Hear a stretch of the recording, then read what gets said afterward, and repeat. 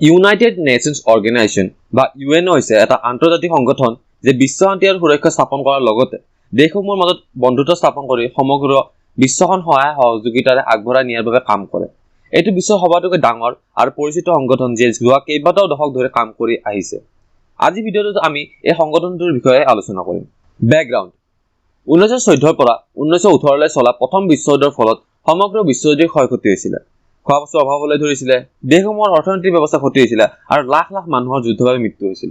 এনেকুৱা এটা পৰিস্থিতি যাতে দ্বিতীয়বাৰৰ বাবে নহয়, সেইবাবে 1919 চনত লীগ অফ নেশ্যন নামৰ এটা অৰ্গেনাইজেশ্যন গঠন কৰা হ'ল, যাৰ মেইন উদ্দেশ্য আছিলে যে গোটেই বিশ্বজুৰি শান্তি স্থাপন কৰা। 1930 চনলৈকে এই সংগঠনটোৱে ভালদৰে কাম কৰি আহিছিলে।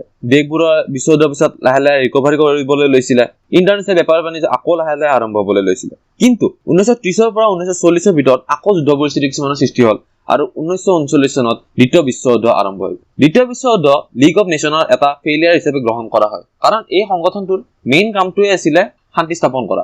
যিহেতু দ্বিতীয় বিশ্বযুদ্ধৰ ফলত প্ৰথম বিশ্বযুদ্ধতকৈ বেছি ক্ষয়ক্ষতি হৈছিলে, সেইবাবে দ্বিতীয় বিশ্বযুদ্ধৰ সময়ছোৱাত এই সংগঠনটোক এটা ফেইলিয়াৰ হিচাপে ডিক্লেয়াৰ কৰা হৈছিলে আৰু দ্বিতীয় বিশ্বযুদ্ধৰ সময়ছোৱাত এই সংগঠনটো সম্পূৰ্ণৰূপে বন্ধ কৰি থোৱা হৈছিলে।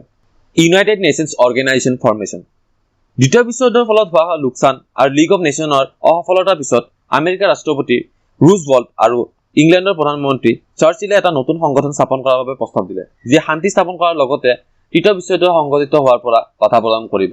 এই প্ৰস্তাৱ অনুসৰি 1945 চনত আমেৰিকা, ইংলেণ্ড আৰু ভাৰতকে ধৰি 51খন দেশে মিলি ইউনাইটেড নেশ্যনছ অৰ্গেনাইজেশ্যন স্থাপন কৰে। ইয়াক চমুকৈ ইউএনঅ বা ইউএন বুলিও কোৱা হয় আৰু তেতিয়াৰ পৰা আজিলৈকে এই সংস্থাপনটোৱে বিশ্ব শান্তি মেইনটেইন কৰাৰ লগতে তৃতীয় বিশ্বযুদ্ধক বাধা দিয়াৰ বাবে কাম কৰি আহিছে। ষ্ট্ৰাকচাৰ অফ ইউএনঅ: ইউনাইটেড নেশ্যনছ অৰ্গেনাইজেশ্যনৰ সকলোবোৰ কাম যাতে ভালদৰে কৰিব পৰা যায়, সেইবাবে 6টা মেইন অংগ স্থাপন কৰা হৈছিলে, যাক ইউনাইটেড নেশ্যনছ অৰ্গেনাইজেশ্যনৰ অংগ বুলি কোৱা হয়।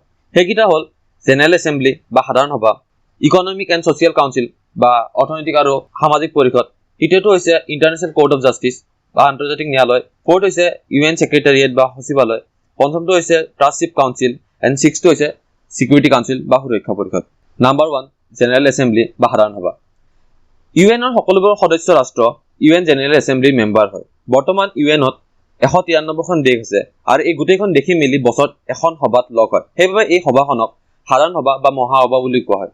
জেনেৰেলি প্ৰত্যেক বছৰে ছেপ্টেম্বৰ মাহত এই সভাখন অনুষ্ঠিত হয়। প্ৰতিখন দেশৰ শাসন প্ৰধানজনে এই সভাখনত অংশগ্ৰহণ কৰে।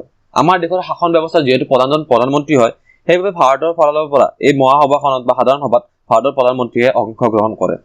দ্বিতীয়টো হৈছে ইকনমিক এণ্ড ছ'চিয়েল কাউন্সিল বা অৰ্থনৈতিক আৰু সামাজিক পৰিষদ। এই পৰিষদটোৰ মেইন কামটো হৈছে সমগ্ৰ বিশ্বৰ সামাজিক আৰু অৰ্থনৈতিক সমস্যাসমূহৰ ওপৰত আলোচনা কৰা আৰু সেই সমস্যাবোৰ দূৰ কৰিবলৈ নানান ধৰণৰ ব্যৱস্থা লোৱা। এই পৰিষদটোৱে সামাজিক আৰু অৰ্থনৈতিক সমস্যাবোৰ দূৰ কৰিবলৈ কিছুমান এজেঞ্চি খুলি থৈছে, যিয়ে এই পৰিষদটো নানান ধৰণৰ কামত সহায় কৰে, যেনে FAO food and agriculture organisation. এই অৰ্গেনাইজেশ্যনটোৱে বিশ্বৰ বিভিন্ন প্ৰান্তত বিপদকালীন বা ইমাৰ্জেঞ্চি সময়ত খাদ্যবস্তু যোগান ধৰে আৰু লগতে খেতি ডেভেলপমেণ্টৰ বাবে কাম কৰি থাকে। দ্বিতীয়টো হৈছে United nations educational, scientific and culture organisation, যাক চমুকৈ ইউনেস্কো বুলিও কোৱা হয়। ইহঁতে শিক্ষা, বিজ্ঞান আৰু সাংস্কৃতিক দিশত প্ৰধানকৈ চকু দিয়ে। ইয়াৰ উপৰি ৱৰ্ল্ড হেল্থ অৰ্গেনাইজেশ্যন বা WHO, IBRD International Bank for Reconstruction and Development আৰু IMF ইণ্টাৰনেশ্যনেল মনিটৰী ফাণ্ড নামেৰে অন্য কিছুমান এজেঞ্চি আছে যিয়ে এই পৰিষদৰ আণ্ডাৰত কাম কৰে। তৃতীয়টো হৈছে ইণ্টাৰনেশ্যনেল কোৰ্ট অফ জাষ্টিচ বা আন্তৰ্জাতিক ন্যায়ালয়। এই পৰিষদটোক ৱৰ্ল্ড কোৰ্ট বুলিও কোৱা হয়। ইহঁতে দুখন দেশৰ মাজত হোৱা কাজিয়া বা বিবাদক ইণ্টাৰনেশ্যনেল ল অনুসৰি চেটেল কৰে আৰু লগতে এনেকুৱা কিছুমান উপদেশ দিয়ে যাতে ভৱিষ্যতে এনেধৰণৰ বিবাদৰ সন্মুখীন হ'বলগীয়া নহয়। আন্তৰ্জাতিক ন্যায়ালয়ত 15জন জাজ বহে, যাক ইউএনৰ সাধাৰণ সভা আৰু সুৰক্ষা পৰিষদে নিৰ্বাচিত কৰে। ফ'ৰ্থ, ইউএন ছেক্ৰেটাৰিয়েট বা সচিবালয়। ইউএন ছেক্ৰেটাৰিয়েট হৈছে ইউএনৰ কাৰ্যকৰী শাখা। ইউএনৰ বাকী অৰ্গেনাইজেশ্যনবোৰে যিবোৰ ডিচিজন লয়, সেই ডিচিজন অনুসৰি সচিবালয়ে কামবোৰ কৰি যায়। ছেক্ৰেটাৰিয়েটৰ হেডজনক সচিব প্ৰধান বুলি কোৱা হয়, যাক সাধাৰণ সভাই নিযুক্তি দিয়ে। ফিফ্থটো হৈছে ট্ৰাষ্টশ্বিপ কাউন্সিল। এই পৰিষদটোৱে বিশ্বৰ কিছুমান অঞ্চল য'ত গভৰ্নেন্স বেয়া, সামাজিক পৰিস্থিতি বেয়া, সেইবোৰ অঞ্চলৰ আন্তৰ্জাতিক শান্তি আৰু নিৰাপত্তাৰ বাবে কাম কৰে। এই অঞ্চলসমূহ বিশেষকৈ দ্বিতীয় বিশ্বযুদ্ধৰ সময়ত পৰাজিত হোৱা দেশসমূহৰ অন্তৰ্গত। ছিক্স অংগটো হৈছে ছিকিউৰিটি কাউন্সিল বা সুৰক্ষা পৰিষদ। ইউএনৰ সকলোতকৈ ইম্পৰ্টেণ্ট অংগটোৱে হৈছে সুৰক্ষা পৰিষদ। এই পৰিষদটোৱে সমগ্ৰ বিশ্বত আন্তৰ্জাতিক শান্তি আৰু সুৰক্ষা বজাই ৰাখে। লগতে কোনো দেশে যদি বেছিকৈ ভাইলেণ্ট হয়, চুবুৰীয়া দেশক আক্ৰমণ কৰে বা এনেকুৱা যিকোনো ধৰণৰ কাম কৰে যিয়ে এক যুদ্ধ পৰিস্থিতিৰ সৃষ্টি কৰিব পাৰে, তেনেকুৱা এটা চিটুৱেশ্যনত দেশখনত চেংচন লয়। চেংচন নানান ধৰণৰ হ'ব পাৰে, যেনে বেপাৰ নকৰোঁ বুলি চেংচন দিব লগাব পাৰে, আন্তৰ্জাতিক যাতায়াতত চেংচন লগাব পাৰে, সেই দেশখনৰ নানান ধৰণৰ সুবিধাসমূহৰ ওপৰত চেংচন লগাব পাৰে। বৰ্তমান সময়ত ৰাছিয়া আৰু ইউক্ৰেইনৰ মাজত চলি থকা যুদ্ধৰ বাবে ৰাছিয়াৰ ওপৰত বহুকেইটা চেংচন অলৰেডি লগাই থোৱা হৈছে। ইউএনৰ সুৰক্ষা পৰিষদৰ ডিচিজনবোৰ লোৱাত সহায় কৰে ইয়াৰ সদস্য দেশসমূহে। ইয়াত 15খন দেশ সদস্য হিচাপে থাকে, যাৰ ভিতৰত 5খন স্থায়ী সদস্য আৰু 10খন অস্থায়ী সদস্য। স্থায়ী সদস্য দেশকেইখন হৈছে আমেৰিকা, ইংলেণ্ড, ফ্ৰান্স, ৰাছিয়া আৰু চাইনা।